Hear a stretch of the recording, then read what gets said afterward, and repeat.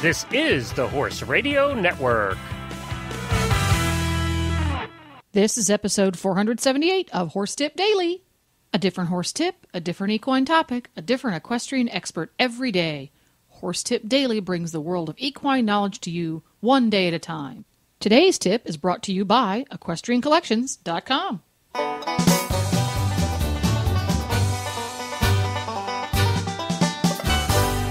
Hi, Coach Jen here, and thanks for tuning in to Horse Tip Daily. Today's tip is from Randi Thompson. Randi is internationally recognized for her award-winning How to Market Your Horse Business and Horse and Rider Awareness education programs. Randi has been in the horse industry for 35 years and has been coaching professionals for 15 years in horse and rider training, business, and marketing. Randi's tip today is New Riders 101, how to make sure you give your guest or new student a fun, safe first ride. But first, a word about today's sponsor, EquestrianCollections.com. When you need to replace threadbare horse clothing, treat yourself to a new pair of breeches with all of the latest high-tech features, or outfit your stable with the conveniences of the 21st century, EquestrianCollections.com has just what you need, all from the top quality name brands you trust. Equestrian Collections doesn't stop there. Stop by and check out their rewards program, sign up for Savvy Shopper email specials, or even take advantage of special one-way or two-way unlimited shipping programs. Whether you ride English or Western or bareback around the backyard, EquestrianCollections.com has what you need to enjoy your horse time to the fullest. Now, enjoy today's tip. All right, so the tip I'd like to share now is something that happens, with a lot of people because we love our horses and we like to share them with people. So what I'd like to talk about is what do you do before you take a non-riding guest or a friend for a ride? Find him a helmet. Yeah, that's true, but how many people even have helmets?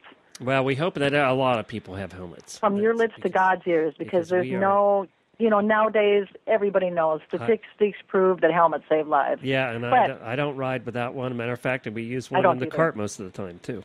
I won't even teach people that aren't wearing one, but that's another thing. Okay. Anyway, so first of all, we have to, when you take somebody and put it on a horse, you've got to make sure that the horse is an equine saint. It has to be a horse that doesn't act up, it doesn't bite, doesn't kick, doesn't buck, is quiet, is a slow mover, not a quick mover, or has rough gaits, or will not stop and turn. Don't use that horse. Okay. If you have, if you have advice. It's good advice. But there's people that do it.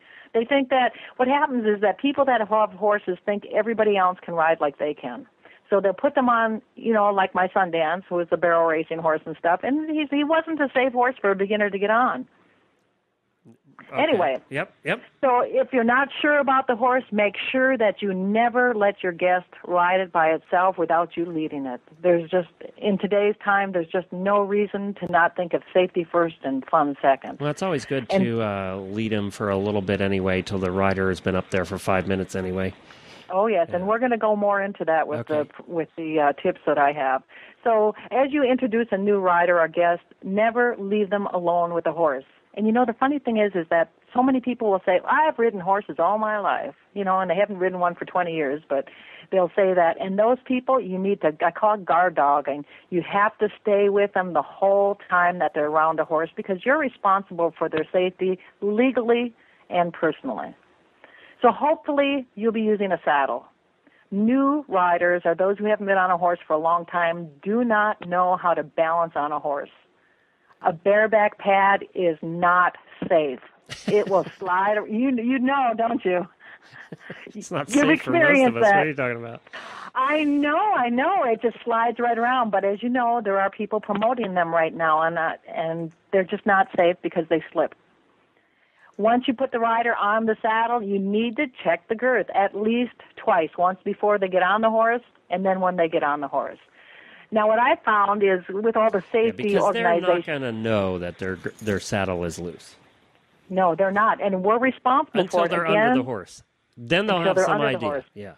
Then they'll have some idea, but it's our responsibility, and again, I say it legally and personally, because we don't want to deal with a friend getting hurt. Right. And legally, if something like that happens, we don't even want to go there. So what I recommend, and this is something I've learned from a lot of the horse safety associations out there, is if you can find something to mount the rider from, for example, a mounting block, something solid that the rider can get on as you position the horse next to it. Yeah, because a leg up ain't going to work for a newbie. Not going to work. Stepping up, people that are new to horses or, older people, they can't step up on a horse. They don't have the physical ability to do that anymore. So it's our job to protect them and show them an easier way. So grab something safe they can mount on and a surface so the rider does not need to step up so high to get into the stirrup. Have the rider hold the mane with one hand when mounting so they do not pull on the reins or pull the saddle over. So one hand on the mane and one hand on the back of the saddle. While you're doing this, you want to make sure, because we're guarding the people as they mount the horse, because obviously they won't know how, I find it's best to make sure that you have contact with the rider's body. For example, put your hand on their thigh and show them how to swing their leg over. You might have to actually swing their leg over so they don't kick the horse. And that way they can be put on a horse in a safe manner. Once they're on the horse, you want to check the stirrup length. For newer riders, we usually put it at the level of the ankles. And that way they have a secure, when they put their foot in there, it's more secure. Again, another safety thing is it's always best if they have something with a heel. Right. A shoe or a boot definitely. or anything, because tennis shoes, those other kind of things, barefoot, they slide through the stirrups. Yeah, matter of fact, my wife won't teach unless they have heels. That's Yeah. one of the other rules, helmets and heels. Absolutely. But, there are a lot of your listeners out there who don't have access to the techniques and what we've seen in our life. Yep, that's right. They're not going to know about these things. They don't, when I was raised, we didn't know we rode all over with our feet, bare feet and stuff in stirrups. We didn't know better. We didn't know better. Down the road, wherever. That's right, wherever. And so a lot of people just don't know that it's a safety issue, and they will if something. Anyway, so now let's go to getting the rider off the horse. Okay. So for dismounting, the same thing. You want to have a horse, you want it comfortable or go up to that solid platform so the rider can step down on it. If you don't have that, you will want to be able to show the rider how to dismount without the stirrups. So to do that, you have to show them first. You get on the horse, take a hold of the saddle horn, the back of the saddle, because that's what they're going to have to do, and show them how they can slide down the side of the horse. And then you put them up, making sure your hands are in contact with them, because we're responsible for their safety again. Safety first, fun second, and you guide them down. We don't want people to use the stirrups that are new to riding, as when they step down, they don't know how far to step down. Some may not have the ability to stretch their leg that far. Others will tip the saddle over, as you were talking about, and it's just an unsafe thing for the new riders type of thing. Okay, so now we've got it. We've taught the rider how to mount and dismount, and now we're going to go into what I call stop, starting, and steering. Okay. We need to make sure that the riders can stop, start, or steer the horse. You want to really take your time with this part. This is so important. For all the safety reasons, that's enough in itself, just for safety. Do it all at the walk. And remember those who do not ride much, because I found that people, when they put strangers on, guests or friends on their horses, for whatever reason, if they take them for a ride, they feel they want to trot or canter. New riders who haven't ridden for a while, they're not comfortable trotting and cantering. So stay at a walk. So to teach the rider how to stop, show them first how to shorten the reins. And the way that I do it is I tell the rider to shorten the reins until the horse stops. And since we have an equine saint, they'll probably stop when they feel the pressure of the rider on the hands. If the reins end up in their chin, how the riders pick up the reins really high, then the reins are too long. So you can teach the rider to keep their hands down lower, take your time, and show them how to shorten the reins until the horse stops. That's a key phrase there. So while you're doing this, you want to stay next to the rider the entire time. You'll be like between the horse's shoulder and next to the rider. You're going to have the rider, you're going to ask the horse to walk yourself because the rider doesn't know how yet. You're going to get the horse to walk forward and tell the rider to stop the horse themselves. So you're going to do that 5 steps and ask the rider to halt themselves. practice doing this at least 10 times, halting, and then you bringing the horse forward to make sure that the rider can stop the horse on their own. If they can't, do not go any further. All you can do is lead them around on a lead line, and that's okay too, because they're thinking of the fun of the experience. Now we're going to talk about starting a horse. And this only comes after the rider can stop a horse for obvious reasons. The easiest way that I found it's always good to learn how to stop first. I know. Stopping is a big deal. Stopping is kind of big. Just like when you learn to fly an airplane, landing is important.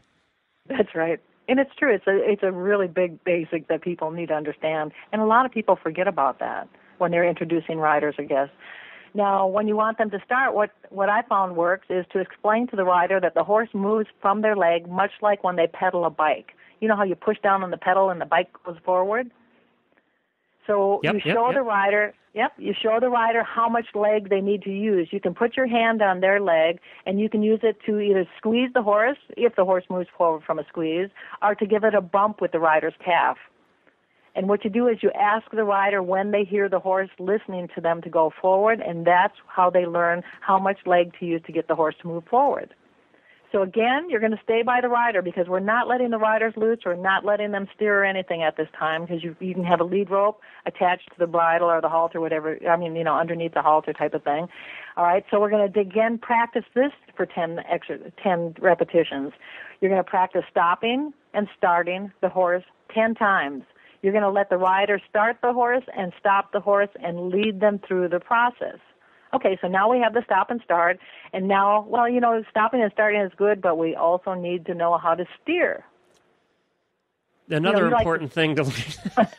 It would be a nice thing to have. Unless you live in Kansas, you got to turn sometime.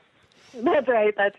So what I found is you can use cones, buckets, or anything safe that you can use as a marker and put them on the ground and, in some type of a pattern. You're going to use these to teach your rider how to turn.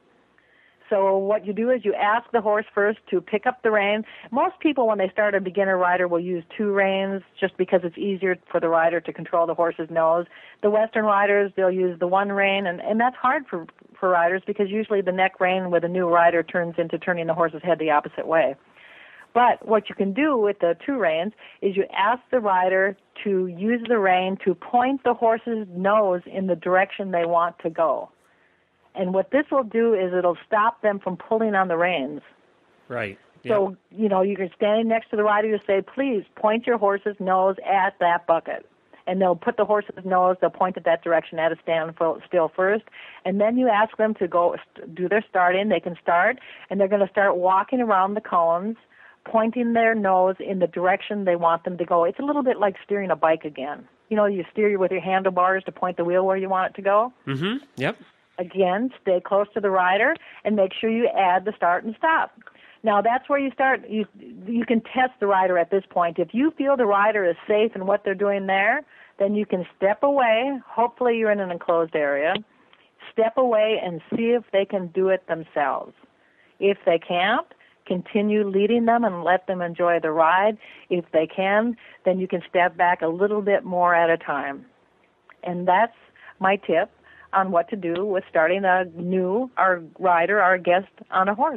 Well, there you go. Thanks, Randi and Glenn the Geek. To listen to all of Randi's tips, just go to horsetipdaily.com and go to the Experts drop-down menu on the left. All of the experts are alphabetized and easy to find. You can also go to Randi's website, www.horseandriderawareness.com. Please stop by the Horse Tip Daily Facebook page and let us know what you think of the tips you hear on the show. It's also a great place to tell us about topics you'd like to hear us cover. You can subscribe to all of the great shows on the Horse Radio Network through iTunes or Zune and get your horse podcasts automatically downloaded to your iPod, Zune, or MP3 player. I'll be back again tomorrow with another new expert and a different horse tip. Until then, go ride your horse! The Horse Radio Network and the Horse Radio Network hosts are not responsible for statements of guests or their opinions. Use your own judgment when listening to the tips provided by the experts on Horse Tip Daily.